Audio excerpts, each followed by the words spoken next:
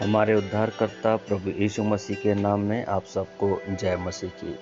आज का संध्याकालीन मनन हम भजन संहिता दूसरा अध्याय पद संख्या 10 से लेकर 12 तक देखेंगे और उसका मनन करेंगे। वचन हम ऐसा पढ़ते हैं, इसलिए अब हे राजाओं बुद्धिमान बनो, हे पृथ्वी के न्यायियों यह उपदेश ग्रहण करो।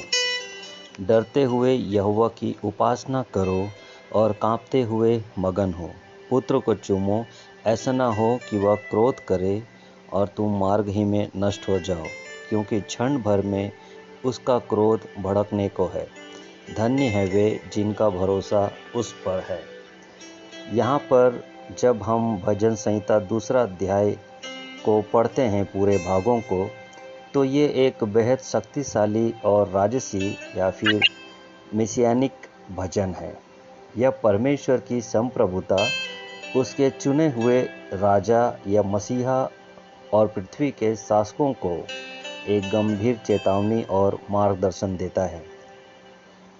मुख्य विषय जब हम इस भाग से देखते हैं तो हम पाते हैं ये भाग में से परमेश्वर का राज्य और संसार का विद्रोह।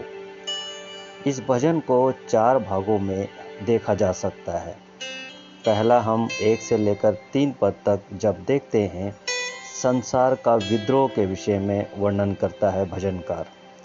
पृथ्वी के राजा और हाकिम परमेश्वर और उसके अभिषिक्त मसीहा के खिलाफ विद्रोह करने की योजना बनाते हैं।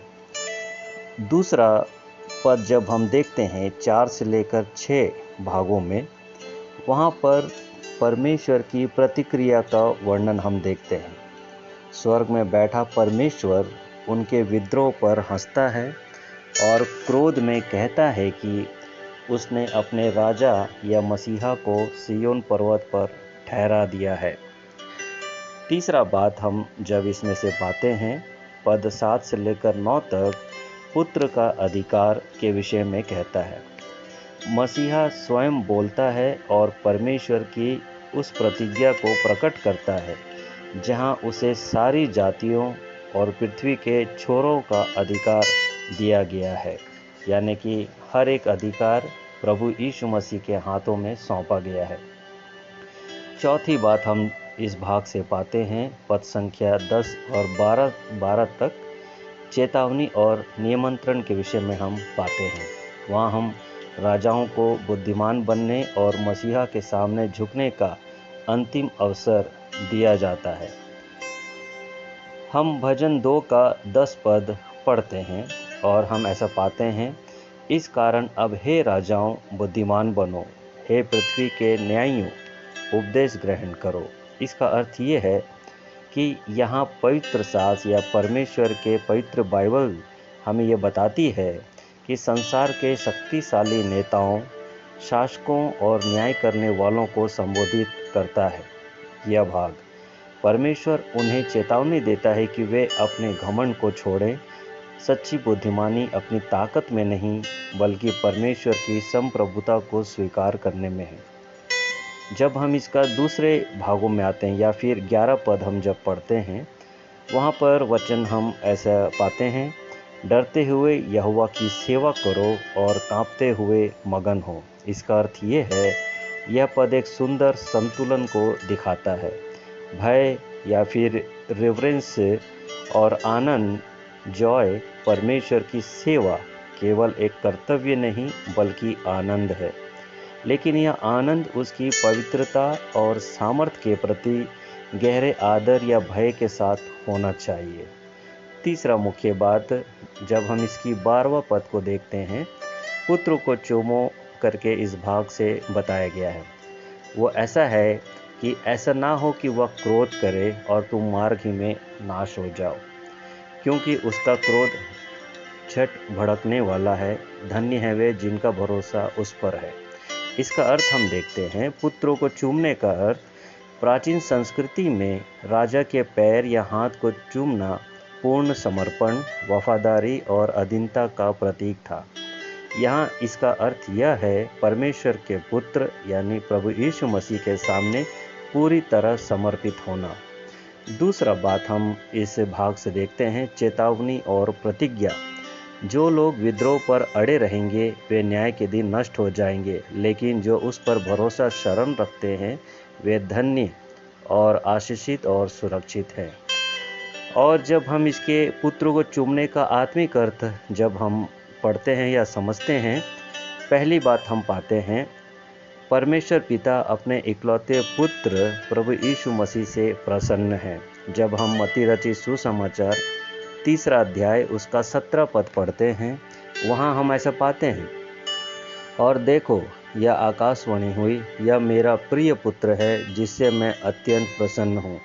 दूसरी बात हम नए नियम के ही फिलिपियों की पत्री 2 अध्याय 9 से 11 पद जब हम पढ़ते हैं, इस भाग में जहाँ प्रभु यीशु मसीह को परमेश्वर का प्रिय पुत्र घोषित किया गया है और हर एक घुटने को उसके सामने टिकने की बात कही गई है।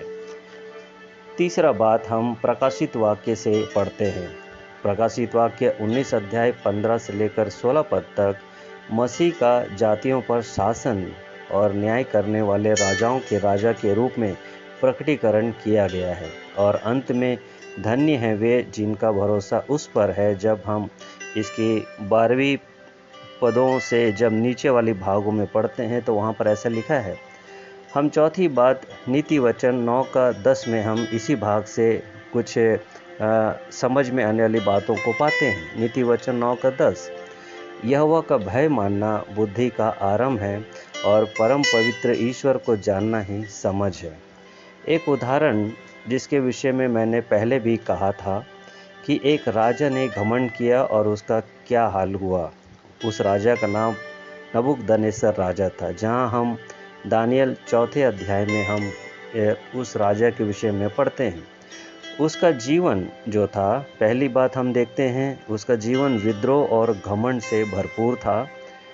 जब हम 1 से लेकर 3 पद से जब हम पढ़ते हैं तो वो उस विद्रोह वाले बातों के द्वारा इस राजा के संदर्भ में फिट बैठता है।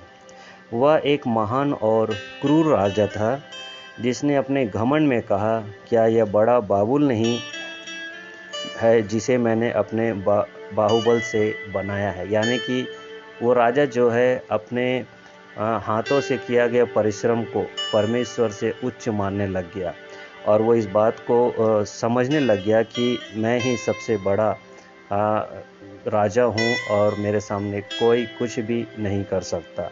दूसरी बात हम देखते हैं परमेश्वर का न्याय। परमेश्वर ने उसका घमंड तोड़ा और वह 7 साल तक पशुओं की तरह जंगलों में रहा। तीसरी बात हम देखते हैं बुद्धिमान बनना और पुत्र को चूमने के विषय में पद 10 से 12 से जब हम मेल खाते हैं। जब उसकी बुद्धि ठिकाने आई तो उसने स्वर्ग के परमेश्वर की संप्रभुता को स्वीकार किया। उसने गवाही दी कि परमेश्वर अभिमान से चलने वालों को नीचा कर सकता है। उसने ठीक वही किया जो भजन 2 अध्याय 10 से 11 पद में लिखा है। वह बुद्धिमान बना और डरते हुए परमेश्वर की महिमा की। पांचवी बात हम देखते हैं इन भागों से कि हमारे जीवन के लिए क्या व्यवहारिक सीख है, यानी लाइफ एप्लीकेशन। पहला हम देखते हैं सीख में से जो हमारे व्यवहारिक जीवन के लिए लाभदायक है, पूर्ण समर्पण, टोटल सरेंडर। हमारे जीवन का कोई भी क्षेत्र, कैरियर, परिवार, विचार मसीह के शासन से कभी बाहर ना हो। पुत्र को चूमने का अर्थ है प्रतिदिन अपनी इच्छा को उसकी इच्छा के अधीन करना, यानी कि परमेश्वर की इच्छा के अधीन करना। दूसरी बात हम देखते हैं सच्ची बुद्धिमानी की पहचान। संसार की डिग्रियां या पद हमें सिर्फ ज्ञान दे सकते हैं, बुद्धिमानी नहीं। सच्ची बुद्धिमानी इस बात में है कि हम परमेश्वर के वचन के उपदेश को कितनी नम्रता से ग्रहण करते हैं। तीसरी बात हम पाते हैं भय और आनंद का संतुलन। हमारी मसीही संगति में परमेश्वर के प्रति गहरा आदर, भय भी होना चाहिए और उसकी उपस्थिति का आनंद भी। हम परमेश्वर को नज़रअंदाज कभी ना करें। चौथी बात, सुरक्षा केवल मसीह में है। संसार की कोई भी शक्ति, पैसा या पद हमें अंतिम न्याय से कभी बचा नहीं सकती। सच्ची धन्यता और सुरक्षा केवल यीशु मसीह की शरण में आने से मिलती है। पद 12 के अनुसार कल हम तीसरे भजन की ओर मुड़ेंगे। परमेश्वर आप सबको आशीष दे। आप सबों को प्रेम भरा मेरा जय मसीह की। प्रभु के नाम की स्तुति हो।